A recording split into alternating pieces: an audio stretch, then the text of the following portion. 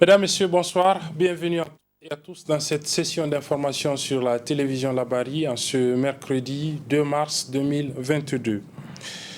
Les principaux marchés de la ville de Niamey sont restés portes fermées aujourd'hui. Les commerçants de ces marchés ont répondu ainsi à l'appel du syndicat des commerçants grossistes importateurs et exportateurs du Niger. Un appel à un marché mort pour diverses raisons qui a donc été respecté, comme a pu le constater l'équipe de reportage de la télévision Labari de ce matin, composée de Ibrahim Abdou et Hamza Sakou. Chariots et pousse-pousse emballés aux devantures, puis à l'intérieur comme un cimetière. Silence absolu, pas de mouvement, les boutiques hermétiquement fermées. C'est le constat qui se dégage dans les marchés de la capitale, à l'image des marchés de Haboutegui, marché Dar es Salaam, grand marché et petit marché. Cette situation marque l'opération marché mort de 24 heures lancée par le syndicat des commerçants, grossistes, importateurs et exportateurs du Niger. Nul n'ignore que lorsque nous n'avons pas voulu atteindre cette situation, nous avons interpellé, nous avons écrit au ministère des Finances pour pouvoir être entendus. Ils nous ont rappelé pour dire qu'il faut détailler les points pour lesquels nous voulons rencontrer le ministre. Nous avons encore réécrit en détaillant tout ce qu'ils ont demandé. Très malheureusement, on nous prenait pour des bons à rien, pour des poubelles qu'on ne doit pas écouter. Et nous avons dit, certains étaient sortis à notre nom, au nom des transferts, au nom des commerçants, pour dire que c'est eux qui ont fait tout pour que le gouvernement nous entende. Très malheureusement, ils ont également dit que le gouvernement a pris en charge tout nos doléances. Et si nous sommes pas dépourvus de forts intérieurs. Nous sommes des gens qui savent ce qu'ils veulent. Il n'y a personne qui aime ce pays-là plus que nous. Ça, on le dit. Même s'ils sont en train de gouverner aujourd'hui, mais ils ne peuvent pas aimer le pays plus que nous, parce que nous n'avons nulle part où aller dans ce pays. Donc nous avons écrit, nous avons détaillé. Malheureusement, on fait fi de ça parce que dans ce pays, nous avons des gens qui peuvent être l'interlocuteur et qui ne maîtrisent pas la situation qui prévaut sur le marché. Nous avons dit par rapport à la facture certifiée, il faut que l'État comprenne que la facture certifiée accentue davantage la sûreté de la vie. Nous avons également parlé par rapport aux stocks synthétiques qui sont de façon considérable en train de peser encore sur l'économie quotidienne. Nous avons également rappelé par rapport au passe avant. Est-ce que nous disons par exemple, c'est un document qui serait douané qu'on donne à un importateur qui aurait dédouané sa marchandise à Niamey et qui a eu un acquéreur à Maradi ou à Zander. Il a le droit d'amener sa marchandise parce qu'il n'y a qu'une seule caisse de la douane au Niger. Donc il a dédouané, il doit prendre ses documents et la marchandise accompagnée pour l'amener au niveau de Maradi pour vendre. Je défie quiconque. Si moi je parle à la douane, si eux parlent aux commerçants, je crois que personne ne peut nous empêcher de faire ce que nous voulons. Et nous avons essayé de faire de notre mieux. Vous avez vu, vous-même vous avez sillonné les marchés. Il faut aller sillonner également la douane, vous allez voir. C'est nous qui sommes responsables de ça. Et nous avons un cadre d'action avec les commerçants. Tout ce qui touche le chevet d'un commerçant nous a touché le cœur. Donc nous sommes obligés d'agir ensemble. De leur côté, les clients expriment leur désarroi et appellent les parties prenantes à trouver un terrain d'entente. C'est calme, tout est fermé. Je suis venu faire des achats, mais malheureusement, je dois retourner sans rien acheter. Comment on va supporter cette situation pendant combien de temps? C'est pas bon. C'est pas bon parce qu'on est sorti pour acheter quelque chose pour notre famille. Bon, malheureusement, on n'a pas eu. On n'est pas satisfait du tout. Et puis vraiment, si ça continue comme ça, vraiment, ça va causer un désastre. Chercher à rencontrer les grands commerçants, c'est-à-dire d'avoir un terrain d'entente. Et puis voilà, ça peut aller, et puis une entente entre eux, et puis voilà, ils décantent le problème. C'est la maman qui m'a envoyé de venir payer l'arachide et je suis venue voir que le marché est fermé. Donc ils ont dit que c'est une grève de marché mort. Tu peux venir avec un billet de 5 000 en voulant acheter tout ce que tu veux. Une fois arrivé au marché, tu ne peux pas gagner tout ce que tu veux car tout a augmenté et tout est cher maintenant. Que l'État voit de diminuer le prix des achats pour que la population gagne au moins un peu de moyens pour subvenir à ses différents besoins. Il urge que les partis antagonistes accordent leur violon pour éviter des conséquences fâcheuses aux populations déjà meurtries par la cherté de la vie. Les stands d'exposition vente de la 7e édition du Salon de l'agriculture, de l'hydraulique, de l'environnement et de l'élevage Sahel Niger 2022 ont fermé cet après-midi. C'est donc la fin de cette édition du Sahel, une édition qui a permis aux visiteurs d'aller visiter, acheter pour certains donc les produits de ces différents producteurs des différents composantes du secteur de l'agriculture, du secteur du monde rural nigérien plutôt. Ce salon a entre autres permis aux visiteurs de découvrir les activités de l'agence nationale, de l'agence nigérienne plutôt, de normalisation, de métrologie et de certification. Je propose à cet effet de faire ce zoom, de suivre donc ce zoom sur les expositions faites au niveau de ce salon par cette agence dans ce reportage de Aboubakar Souley et Nafissatou Yahaya. 5 jours durant, l'Agence nigérienne de normalisation, de métrologie et de certification ANMC a tenu en haleine les producteurs nigériens qui prennent part au Salon de l'agriculture, de l'hydraulique, de l'environnement et de l'élevage Sahel-Niger 2022 à travers des séances de sensibilisation sur la nécessité pour eux de faire certifier leurs produits. 5 jours au sortir desquels le directeur général de l'ANMC tire un bilan satisfaisant de leur participation. Nous sommes extrêmement satisfaits du tour des stands que nous avons eu à faire, puisque pour la plupart des stands que nous avons visités, les promoteurs nous disent qu'ils sont déjà informés. D'autres nous disent qu'ils ont déjà entamé le processus de certification de leurs produits. Et on trouve qu'il y a même ceux qui ont des produits déjà certifiés. Cela veut dire que dans l'ensemble, les promoteurs ont compris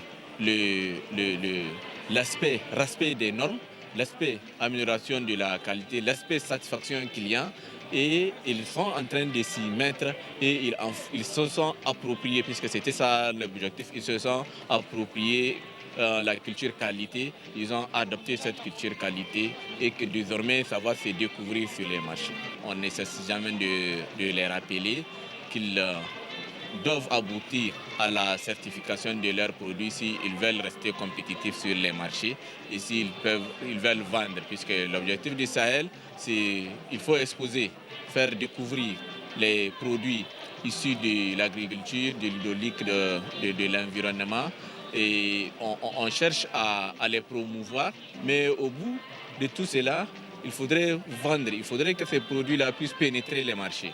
Et de nos jours, ils ne peuvent pas pénétrer les marchés sans pour autant qu'ils garantissent aux consommateurs un minimum, ne serait-ce qu'un minimum de qualité à leur consommation. Garantir l'accès aux produits et services de bonne qualité, telle est la vision de l'ANMC et beaucoup l'ont compris, d'où ce témoignage. Nous avons commencé vraiment en 2018 de manière vraiment artisanale, juste avec très peu de moyens. Donc, au fur et à mesure, on s'est fait connaître à travers les foires et les expositions, ce qui nous a permis aujourd'hui d'être connus et d'avoir beaucoup de clients, de consommateurs de nos produits. Donc, à travers ce processus-là, le Haut Commissariat a lancé un appel à manifestation pour la certification des produits. Donc, nous avons postulé et par la grâce de Dieu, on a été retenu sur 1000 et quelques produits. Donc 47 produits ont été retenus dont notre produit, le thé magique. Notre chiffre d'affaires a considérablement augmenté depuis nos certifications parce que cela nous a permis aujourd'hui de distribuer nos produits dans les pharmacies, ce qui n'était pas le cas auparavant. À l'endroit de l'ANMC et du Haut Commissariat à l'initiative 3N, c'est tout simplement merci. Parce que sans vous, on n'aurait pas pu réaliser ce projet-là. À noter que ce dernier jour de la 7e édition du Sahel Niger 2022, l'ANMC l'a consacré à la visite de plusieurs stands, une visite pour davantage sensibiliser les producteurs. Atelier ce matin de dissémination du rapport de la deuxième évaluation de la performance de l'administration fiscale nigérienne à l'aide de l'outil diagnostic d'évaluation de la dite administration a donc été fait ce matin au cours d'un atelier présidé par le secrétaire général du ministère en charge de l'économie et des finances. Cet outil diagnostic d'évaluation de l'administration fiscale permet donc à cette administration de disposer d'une méthodologie de mesure des progrès en matière de performance, en matière d'amélioration de sa performance en termes notamment de mobilisation de recettes. Le résumé de la cérémonie d'ouverture de cet atelier avec nos reporters Chebou et Ismaël Momouni. La bonne gestion des finances publiques et des ressources internes en toute transparence est un élément déterminant pour la mise en œuvre des politiques publiques efficaces et efficientes. Ainsi, l'utilisation d'un outil méthodologique qui situe le niveau de maturité des administrations fiscales par rapport aux bonnes pratiques mondialement reconnues s'avère nécessaire, d'où l'utilisation du Tax Administration Assessment Tools dénommé TADAT. Il était indéniable néanmoins qu'après l'évaluation TADAT 2017 et la mise en œuvre du plan stratégique de la Direction générale des impôts et du plan de réforme de gestion des finances publiques 2017-2020, il s'avérait nécessaire et souhaitable de disposer d'un nouveau diagnostic des administrations fiscales.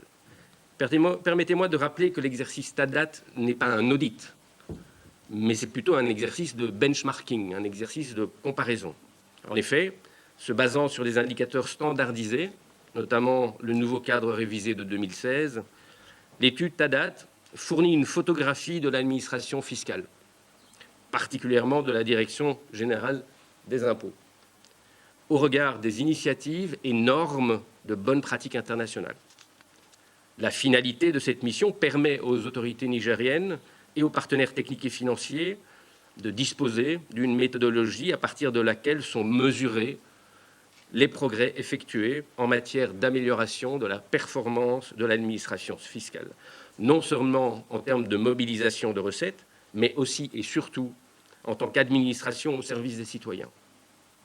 Pour faire face aux nombreux défis socio-économiques, le ministère des Finances cherche constamment à exploiter les marges de progression en matière de mobilisation des ressources domestiques afin d'asseoir les bases solides de développement durable. En termes de mobilisation des recettes, cette évaluation vise un double objectif. Premièrement, le gouvernement est très attentif en ce qui concerne la transparence en matière de gestion des finances publiques, gage de la bonne gouvernance. Cette évaluation contribue à développer et à consolider la culture durable de transparence fiscale. Deuxièmement, l'identification des forces permet de capitaliser les bonnes pratiques et celles des faiblesses, de saisir les opportunités de réforme pour mieux s'attaquer aux défaillances du système fiscal identifié. Cette évaluation coïncide avec la fin de la période de mise en œuvre du plan stratégique 2018-2021 de la DGI et l'élaboration de nouveaux plans couvrant la période 2022-2024 qui sera incessamment adopté. Je voudrais à cette occasion féliciter le directeur général des impôts et ses collaborateurs et les engager à tous pour plus d'abnégation dans le cadre de l'accomplissement de la mission à eux confiée, afin que les objectifs de mobilisation des recettes fiscales soient à la hauteur de nos attentes. Je voudrais en même temps attirer l'attention de l'ensemble des agents de l'administration fiscale sur la responsabilité qui pèse sur eux et qui les interpelle quant à l'appropriation des résultats de cette évaluation. 2 jours durant, ces participants vont passer en revue le rapport de la deuxième évaluation TADAT, un outil diagnostique d'évaluation de l'administration fiscale développé par les services du Fonds monétaire international FMI. À l'issue de sa session spéciale d'urgence qui s'est tenue aujourd'hui, mercredi 2 mars 2022, pour statuer sur la situation en Ukraine avec l'invasion de ce pays par la Russie, le Conseil de sécurité a adopté une résolution il y a quelques instants, une résolution donc sur cette situation entre la Russie et l'Ukraine par 141 voix pour et 5 contre et 35 abstentions. Le Niger présente donc à cette réunion d'urgence, à cette réunion spéciale d'urgence du Conseil de sécurité, à travers son représentant au niveau des Nations Unies. Le Niger a donc condamné cette invasion par la Russie de l'Ukraine. Je propose de suivre à cet effet les précisions, dans ce reportage, les précisions de Hassan Saleh Mustafa sur le message porté par le représentant spécial du Niger au niveau du système des Nations Unies. Près d'une semaine déjà que Kiev, la capitale ukrainienne, et les autres grandes villes de ce pays sont sous le déluge de feu de l'armée russe. Cette attaque de la Russie sur l'Ukraine a fait des centaines de morts et des milliers de réfugiés, particulièrement des Africains. Cette invasion de la Russie sur l'Ukraine est au cœur d'une session spéciale d'urgence du Conseil de sécurité des Nations Unies ce mercredi 2 mars 2022 à l'ONU. Présent à cette session, l'ambassadeur du Niger à l'ONU, Abdou Abari, a réaffirmé la condamnation du Niger face à l'utilisation de la force pour régler les différends entre États. La situation qui prévaut actuellement en Ukraine constitue une véritable source d'inquiétude, en ce sens qu'elle met en péril le consensus de San Francisco qui fonde le système international d'après les deux guerres. La crise en Ukraine constitue, à n'en pas douter, un test majeur pour la viabilité du système à protéger et à donner des garanties de sécurité aux nations les plus grandes comme les plus petites. Fermement attaché à la défense des principes et idéaux de la Charte de San Francisco, le Niger réaffirme par ma voix sa ferme condamnation de l'utilisation de la force pour régler les différends entre États. Monsieur le Président, la session extraordinaire d'aujourd'hui intervient à un moment où notre monde fait face à l'un des périls les plus dangereux pour sa stabilité. Elle intervient à un moment où le Conseil de sécurité, dont c'est précisément la responsabilité au titre de la Charte, n'a pas pu se prononcer du fait de l'usage du veto par un de ses membres permanents. La situation qui prévaut actuellement en Ukraine constitue une violation du droit international humanitaire. Donc, une source d'inquiétude, estime le représentant du Niger à l'ONU. C'est pourquoi l'ambassadeur Abdou Abari a déclaré que le Niger va voter en faveur de la résolution des Nations Unies relativement à la crise en Ukraine. L'opération militaire russe contre l'Ukraine constitue ni plus ni moins une violation flagrante de la souveraineté et de l'intégrité territoriale d'un État membre de notre organisation, l'Ukraine. Face à ce défi, nous devons tout mettre en œuvre pour sauver la paix à tout prix.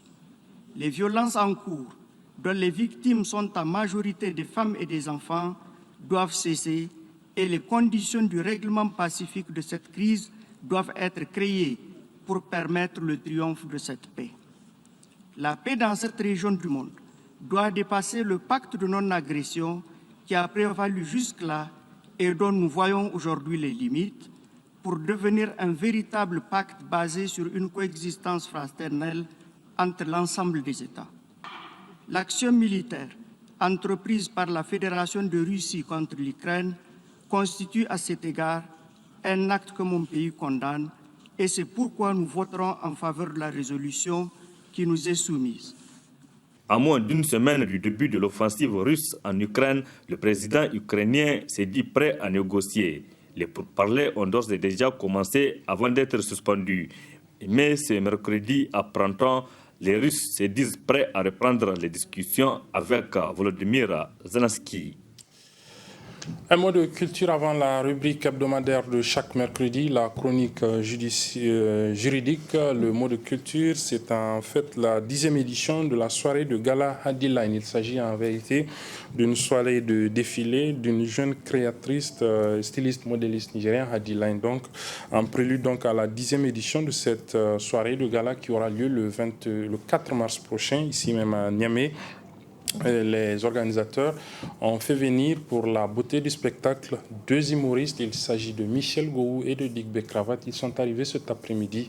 Notre équipe de reportage était à l'aéroport pour leur accueil. Il s'agit de Nasser Sedou et Abdul Razak Hamidou. Michel Gou et Digbe Cravat ont atterri à Niamey ce mercredi 2 mars 2022 aux environs de 16h30, heure locale. Objet de leur présence sur le sol nigérien, la participation à la 10e édition de la soirée de gala Hadiline. Quand je me déplace toujours avec un gadget dans ma poche. Et ce gadget s'appelle Digbe Cravat. Je suis venu avec ça à Niamey. La dernière fois on était ici, je suis venu avec ça dans mon boubou. Je l'ai montré aux Nigériens. En tout cas, les Nigériens l'aiment beaucoup. Et donc, voilà, j'ai amené ce gadget encore. Et ça est là. Voilà, c'est ça qui est là.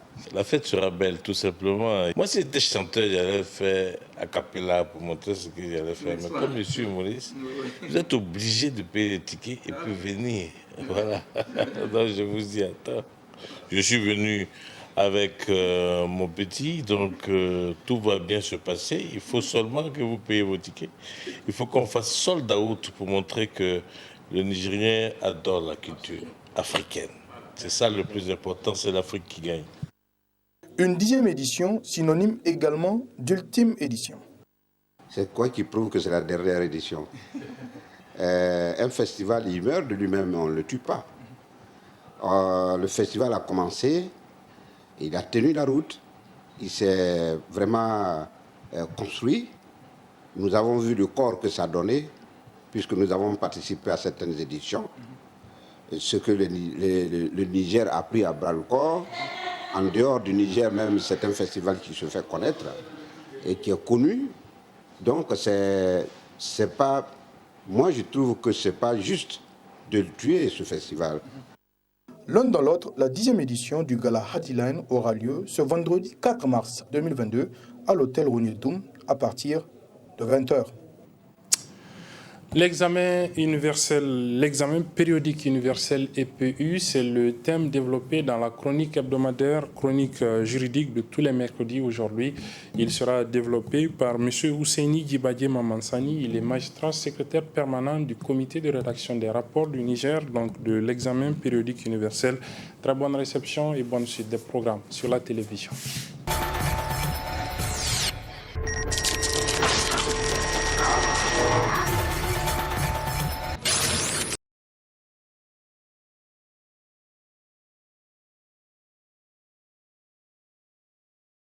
Le ministre de la Justice, garde des Sceaux, a fait une communication sur le passage du Niger au 3e cycle de l'examen périodique universel.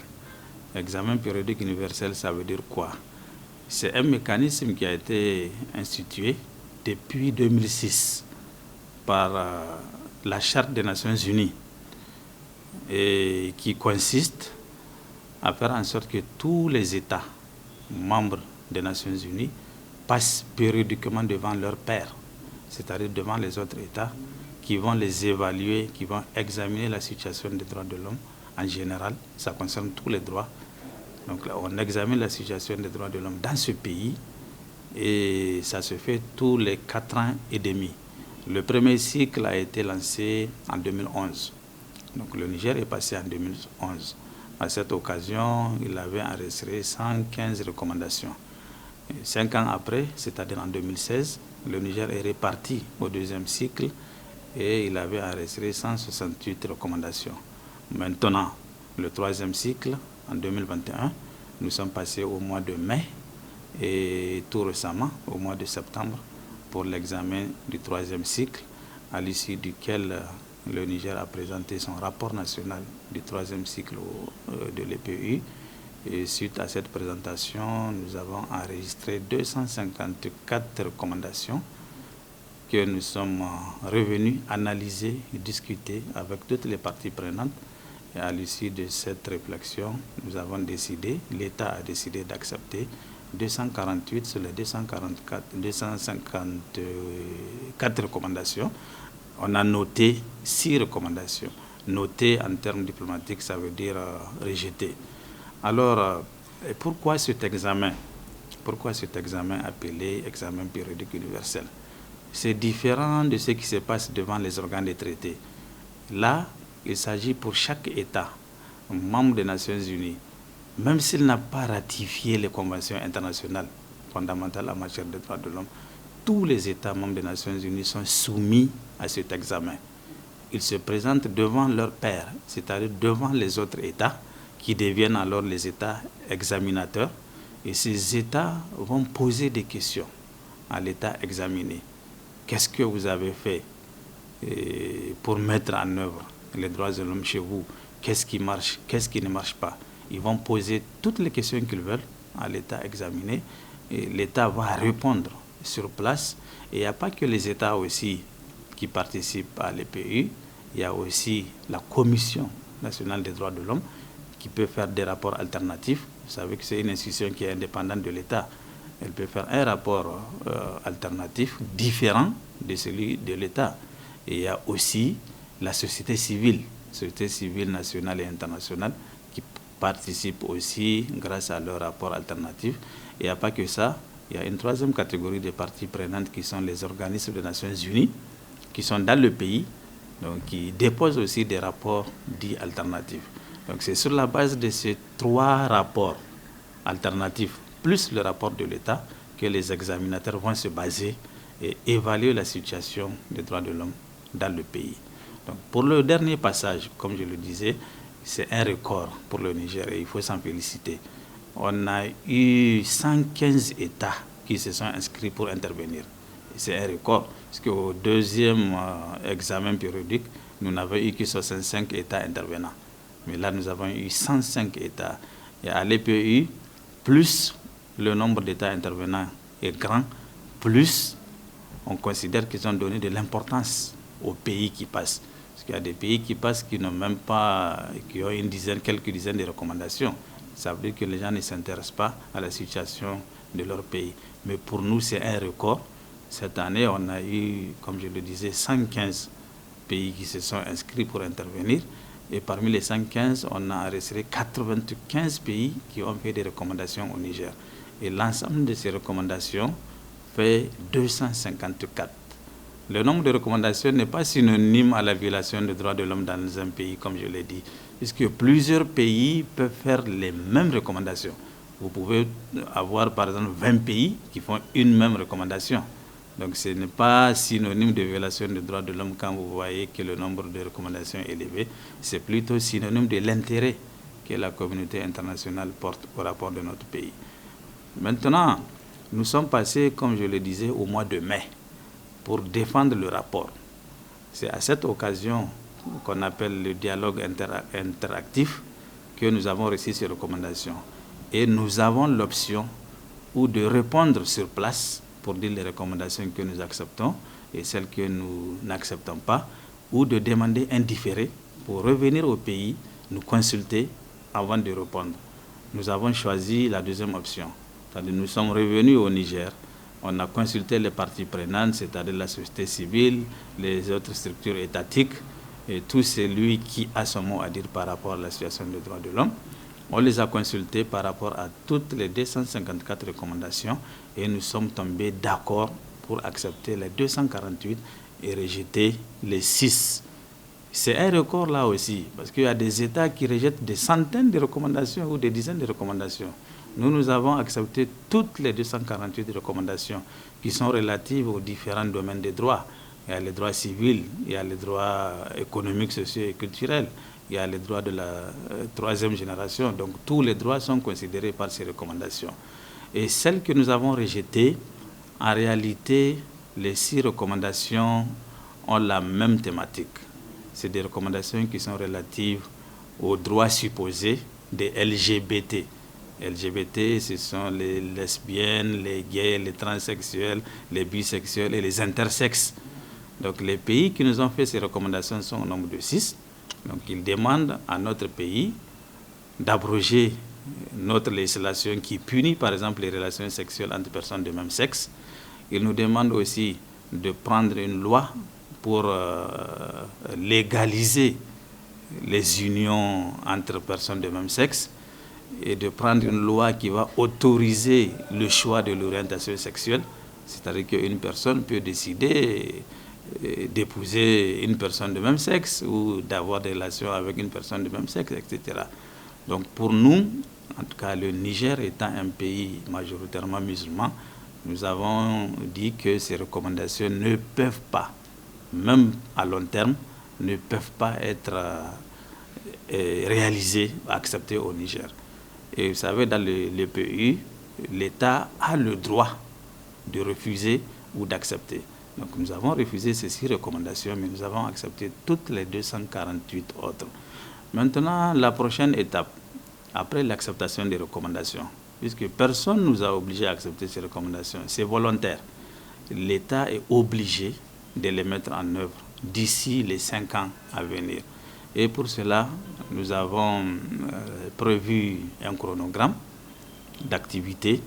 Il y aura d'abord une restitution du passage du Niger à toutes les parties prenantes. On va, au cours d'une cérémonie, présidée peut-être même par le Premier ministre ou à défaut par le ministre de la Justice, il y aura une cérémonie au cours de laquelle on va inviter toutes les parties prenantes, la société civile, la CNDH, les partenaires techniques et financiers, les chancelleries, pour leur restituer, c'est-à-dire leur présenter les différentes recommandations que le Niger a acceptées. Ensuite, la deuxième étape va consister à l'élaboration d'un plan. Que pour exécuter 248 recommandations, il faut un plan. Il y aura un plan de mise en œuvre que le comité interministériel va proposer et que le gouvernement va adopter. Une fois que ce plan est adopté, il sera disséminé à toutes les parties prenantes et chaque structure étatique ou chaque structure ministérielle saura quelles sont les recommandations qui relèvent d'elle pour la mise en œuvre. Il n'y a pas que l'État qui est impliqué dans la mise en œuvre, la société civile aussi, la CNDH, donc toutes les parties prenantes, même les chancelleries, sont impliquées dans la mise en œuvre. Et l'intérêt de se soumettre à cet examen, c'est que les États sont appréciés sur la base de la régularité du dépôt de leur rapport. Et ils sont considérés partant comme étant des bons élèves de la communauté internationale. Et c'est un critère d'appréciation de la bonne gouvernance et surtout le respect des droits de l'homme. Vous savez qu'il fait partie des critères d'octroi de l'aide internationale. Donc d'où l'intérêt pour notre pays.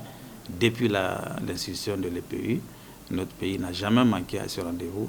Et ça, beaucoup de pays qui ont pris la parole nous ont félicités par rapport à ça, et par rapport à la qualité du rapport, et surtout par rapport au taux d'exécution antérieur des précédentes recommandations. Parce que les précédentes recommandations ont été exécutées à plus de 85%. Et pour celle-là aussi, en tout cas avec l'aide de toutes les parties prenantes, nous envisageons, à défaut de les exécuter à 100%, au moins exécuter une grande partie d'ici 2026. Les 248 recommandations que nous avons acceptées sont relatives, comme je l'ai dit, à tous les domaines du droit. Vous avez les droits civils et politiques, tels que les libertés de manifestation. On demande à l'État du Niger d'autoriser à ce que les gens qui remplissent les conditions légales manifestent. Vous avez la liberté d'association, vous avez les libertés de religion, les libertés de réunion pacifique, etc.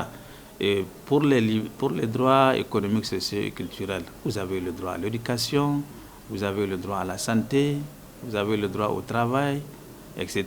Donc on a demandé au Niger de faire plus encore pour que ces droits se réalisent. Aucun État ne peut se targuer d'avoir réalisé à 100% les différents droits, mais chacun fait son maximum. Et la communauté internationale a reconnu que notre pays a fait beaucoup d'avancées, malgré la situation sécuritaire défavorable.